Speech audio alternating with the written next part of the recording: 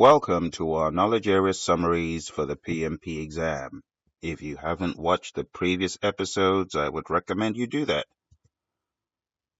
Today, we're going to be tackling HR in our knowledge area PMP exam summaries. The human resource management knowledge area is really focused on humans, people who are carrying out the work on the project. It includes the processes that are needed to organize the team, lead the team, give them feedback, even acquire the team. So as usual, the first thing that we need to do in this knowledge area is develop a plan for how the team will be acquired. We develop a plan for how to document our project roles and responsibilities. We document that plan on how the necessary team members will be acquired. Now, within your human resource management plan, there is a lot of detail that I would recommend that you read up for your PMP exam. As part of this process, we discuss organization charts and position descriptions. Org charts, we know. Position descriptions may not be as familiar. What do we mean by position descriptions? Position descriptions could come in a form where the particular role or responsibility is described. In addition to this, we also have the responsibility assignment matrix. The RAM is derived by putting an OBS on its side and putting that side by side with a WBS. So if you turn your OBS on its side and juxtapose that with your WBS, you end up getting a RAM. And a particular type of RAM you need to know for your PMP exam is the RACI chart. RACI. I would recommend that you be familiar with the RACI chart because you could get questions on RAMs and RACIs on your PMP exam. A key distinguishing factor of the RACI chart is the letters RACI and what they represent, and rules that must be followed to put one of these together. The overarching rule is the accountable person is also known as the approver. I call that the belly button accountable person. For that reason, you cannot have two A's assigned to a particular task. There should only be one belly button accountable person. For example, creating the charter should be accountable to one person. Collecting requirements should be accountable to one person, but could multiple people participate? Absolutely. We call those R's. When we say someone is responsible on a RACI chart, that person is the doer, the person who gets the work done.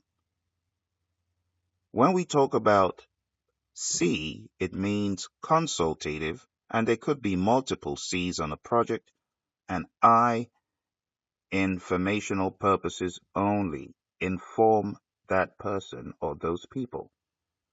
So a key thing in the RACI chart is to know that the A should only appear once per activity.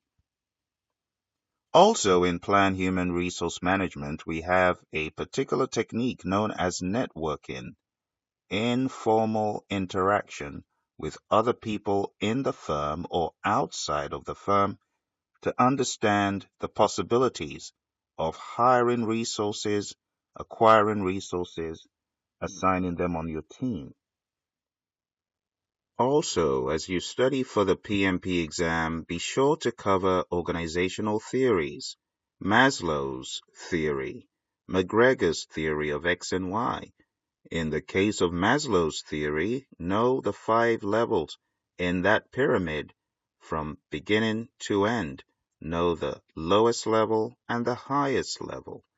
Also, study up Herzberg's theory, understand what these factors are that govern people's motivation. Understand what these hygiene factors are termed as, those boilerplate factors such as salary and so on. Know what those are. Also know about Victor Vroom expectancy theory and McClellan's theory.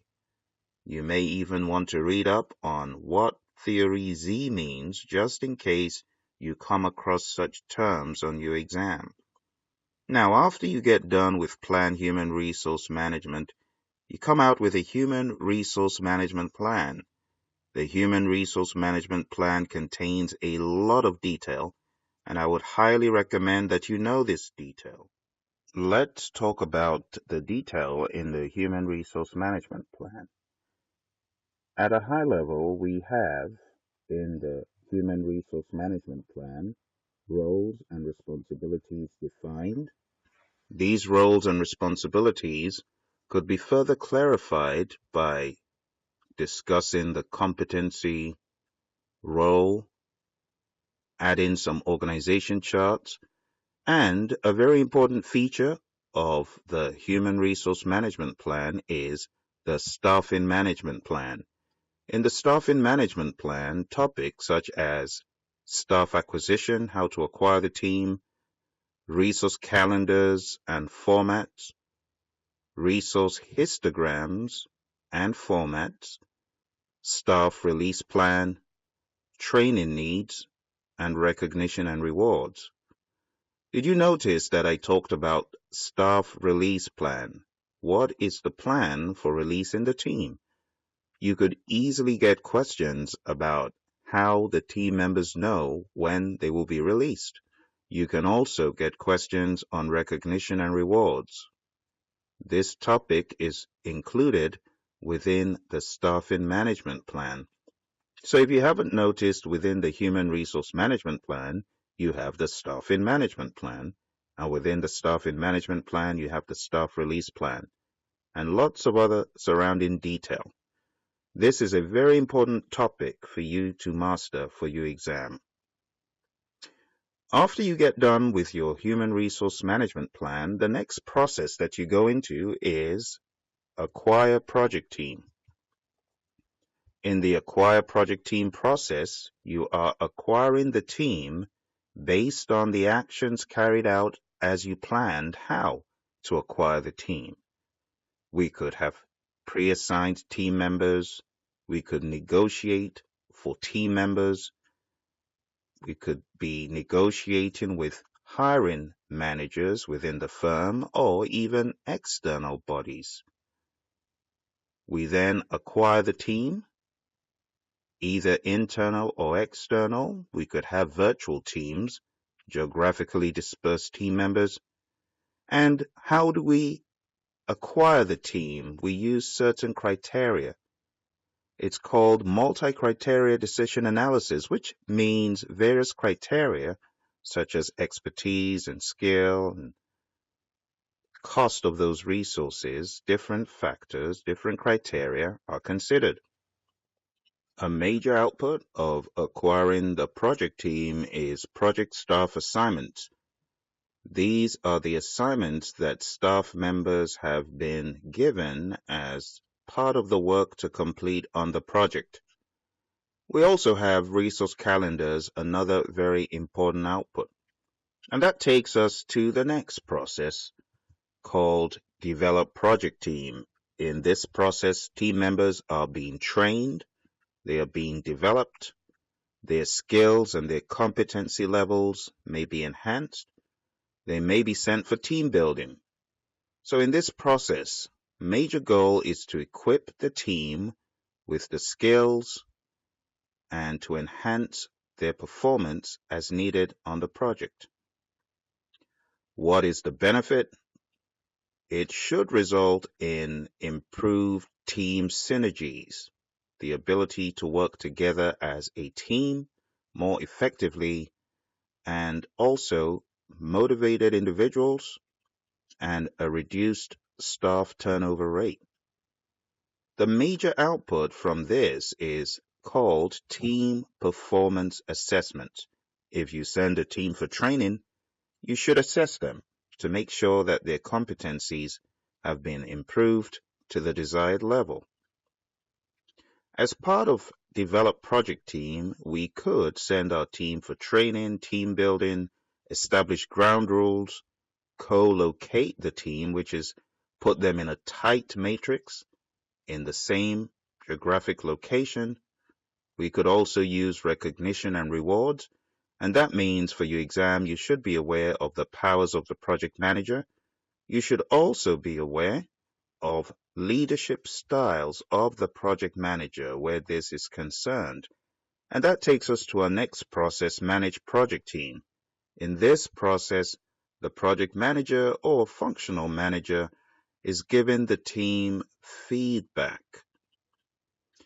The key thing here is identifying strategies for improving the team beyond where they are, if improvements are indeed needed. You're tracking team member performance, you're providing feedback, you're resolving issues, you're managing any team changes to optimize performance, and you're trying to influence their behavior, you're managing conflict, you're resolving issues, and you're appraising team member performance. Again, the project manager may not have the power in every organization to do this, so help may be required from a functional manager.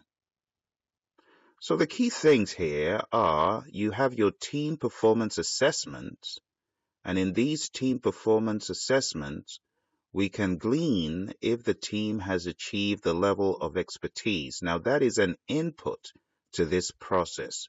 Now, do not confuse the team performance assessments with the tool and technique, project performance appraisals. The appraisal is different from the assessment. The appraisal is a technique. Now, as you carry out this and other techniques, you're trying to get to the bottom of how the team is performing and what changes are needed to get them to the point of needed efficiency or excellence on the project. Some of the changes that you could see in this process could be moving the team to other assignments, maybe even outsourcing some of the work. Maybe the team just can't do it. Maybe it's beyond their capacity at the moment. Also, replacing team members who leave are some of the change requests that you could get from managing the project team. As I said earlier, part of managing the project team is conflict resolution. And you do need to know the 5 approaches. You could withdraw, run away. It's not bad. Sometimes running away means you live to fight another day. Or perhaps you're coming back with reinforcements. Smoothing or accommodating is not a win for anyone. It's a lose-lose. But nonetheless, it is spoken about, emphasizing areas of agreement rather than different opinions. The bad thing about it is it involves conceding one's position to the needs of others, so you lose. Compromise or reconcile is one in which you search for a solution that brings some degree of satisfaction to partially or in a temporal way resolve the conflict. Again, it's not a win-win. What is a win-win is collaborating or problem solving, also called confronting. You do need to know that this is the win-win. Collaborate or problem solve. We also have force or direct. Again, not always a bad approach, especially when it comes to time crunch, but it is still resolving conflict in a win-lose, where the person who makes the decision wins and the other party loses. But all of these could be used in various situations depending on the parties at play and the situation.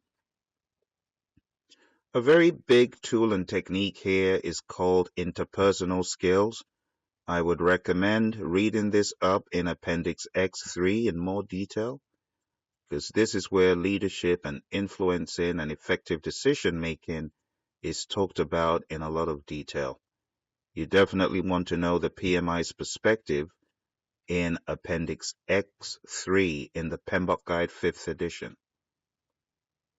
So that is the landscape of human resource management. Remember, it's all about the humans. If you are studying for the PMP exam based on the 6th edition, this chapter has been radically changed to include all manner of resources, how they're planned, how they're managed, and how they are monitored and controlled. You may need to do additional reading if you are watching this video beyond March 26, 2018. And that concludes our review of human resource management. If you have any questions or comments, feel free to put them down below. Also, a thumbs up, a share, a like would be greatly appreciated to get these videos to people who need them. It is absolutely amazing to hear from so many students that if they had known that these videos were out there, they would certainly not have forked out thousands of dollars on courses that have done nothing good for them. I feel so bad hearing from students after the fact that they spent thousands of dollars on courses that were no good with instructors that gave little or no assistance. So please help by sharing these videos and subscribing. If you are interested in taking a 35 contact hour course for your PMP or CAPM success, why don't you visit Praizion.com and sign up for any of our courses? Thank you for your support. All the best.